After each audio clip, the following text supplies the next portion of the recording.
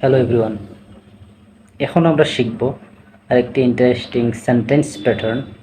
এটা হচ্ছে বাংলায় আমরা অনেকে বলে থাকি এই সেই লোক যাকে আমি দেখেছিলাম, এই সেই গড় যেটা আমরা কিনেছিলাম, এই সেই সাপ যেটা আমরা মেরেছিলাম।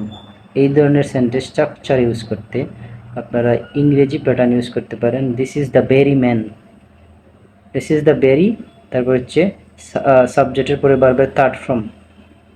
তাইলে এই সেই মানুষ যাকে আমরা দেখেছিলাম, this is the very man whom we saw.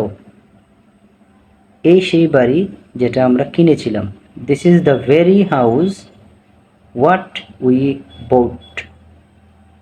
এই সেই সাপ যেটা আমরা মেরেছিলাম, this is the very snake what we killed. তাহলে this is the very man দিয়ে আপনি চাইলে আরও কিছু সেন্টেন্স মেক করে কমেন্ট বক্সে দিতে পারেন।